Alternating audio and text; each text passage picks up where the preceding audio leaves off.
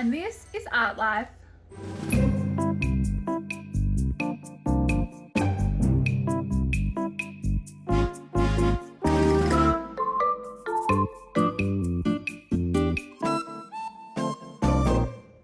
Thank you so much for joining me today. Together, we're going to be creating a library bag from this calico kind of material. Now, I'm already using a pre-made library bag, but you can easily sew up some string here using any type of material. Now, I actually didn't use any paints today, but it looks like I have. I've actually used some markers or water-soluble textures and added some water to create paint. So come with me and I'll show you how to do this right now. So all you'll need for our library bag task today is an actual library bag. Now, Zart Art actually sell these calico bags for a really cost-effective price, and so you'd be able to get a whole class set or just a couple if you'd like them, and they already come fantastic, ready to go library bags just like this. I'll be decorating one of those today. You'll also need some water-soluble markers. Now, most textures or markers are water-soluble. I know that Faber-Castell ones and Crayola ones are as well, and today I'll be using Zart again, which are some thin markers, and they come in a huge variety of colours, and you'll be able to see that when I'm starting to colour in.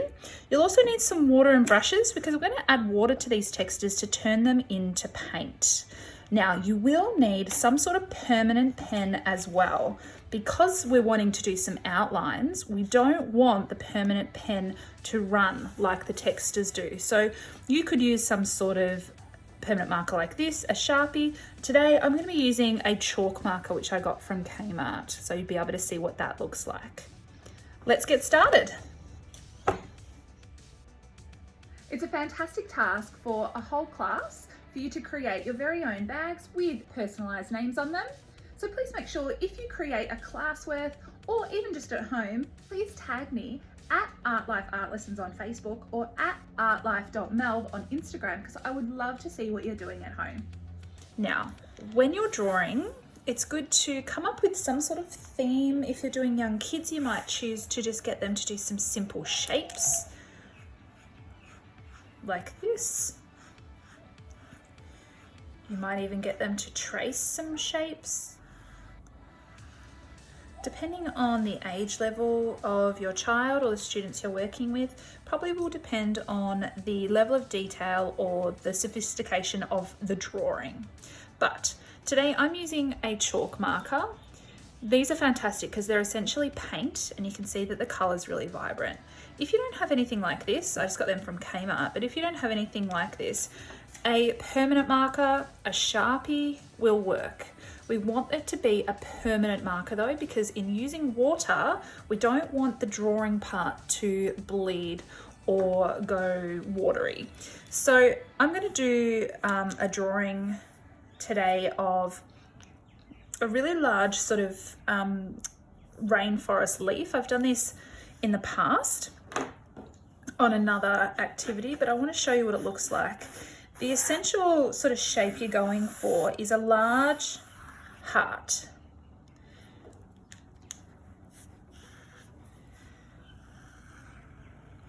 But you're actually going to bring the parts of the leaf in and then out again. But you can see the outside of the shape becomes a heart like this. In, out, in, out. So I'm going to do this main leaf here. Do a few holes. The monstera leaves often have some holes in them.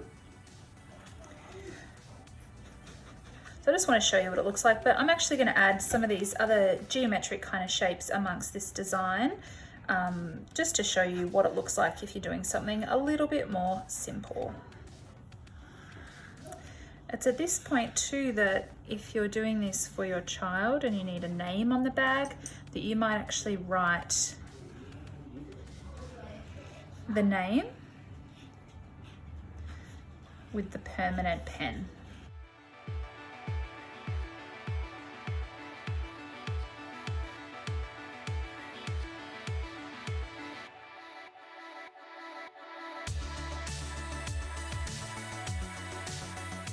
So this part of the task is very much up to you. You might ask the students or your child to create something that is relevant to what you're learning about. And when you do it, all you need to do is just draw something that you're really happy with. And I'm going to teach you now how to add colour in an interesting way. So I've done my big rainforest leaf here as my main subject, and I've got a few other geometric kind of shapes going on to fill the space. So I don't need my chalk pen or permanent marker anymore. I'm now moving to water-soluble pens. The ones I'm using here are from Zart. They're really cool. I'll pop them in the description below. What I like about them is you can see here, they don't just offer one color. For example, with purple, there's 3 different versions of the purple. So it really helps when building up a really dynamic color palette and getting the colors to really blend together nicely. So the main part now is to collect some colors that are similar to one another. So I'm going to do an abstract kind of monstera leaf here using pinks, purples, and a bit of blue. These are harmonious colors. They're colors that are next to each other on the color wheel, and it means that when the colors blend together, they're going to blend nicely. They're not going to blend into a pooey brown or anything like that. I'll show you what I mean. So now I'm just taking some time to literally and quite messily add color. I'm coloring in. I am leaving some of my calico bag white. I don't need to color the entire thing. I'm working with the different versions of my colors. I'm coloring in quite thickly some areas and then just quite thinly in other areas. So as you can see, you do not need to be too precious with it, which is why this type of task is fantastic for younger ones. All right, now that I've added a few different kind of versions of my color here, I want to show you what happens when you add water. I've got my water, and literally all I'm going to do needs to be nice clean water. You can see that as I add water, my textures are actually turning into paint.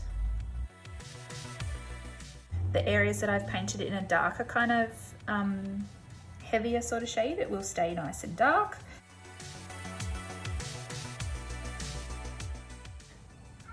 But we want these colors to sort of play with each other, blend and bleed. We want them to sort of join up like that. And I want to stay within the confines of the shape that I've drawn.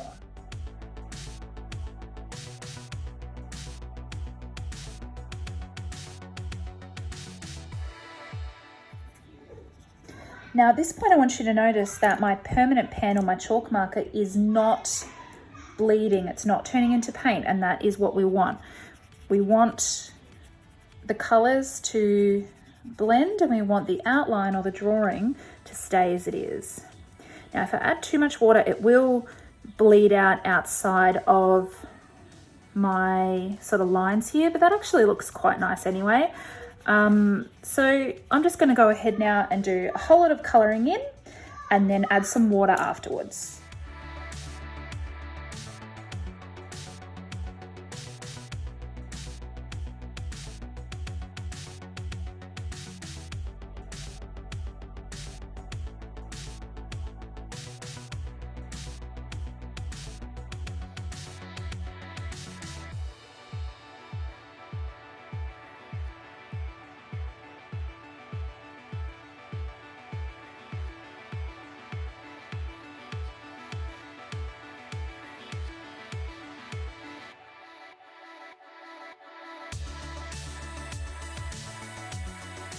Notice when I'm colouring in, I am changing up the colours, but each time I'm colouring in a new shape, I am sticking to harmonious colours. For example, down here I'm doing blues and greens, over here I'm doing orange and red.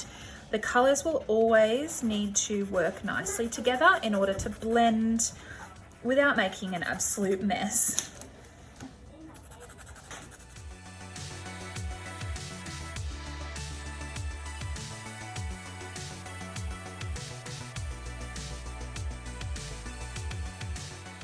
So I'm now taking some time to add some water to each of the shapes that I've coloured in, turning my markers into watercolour paint.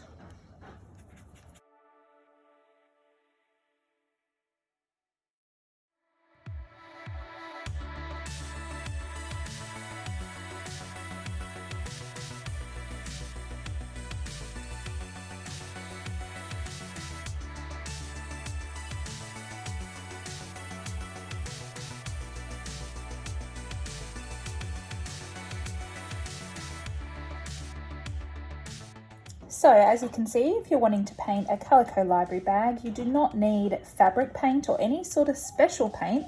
Literally all you need are some water soluble markers, and that'll do the trick.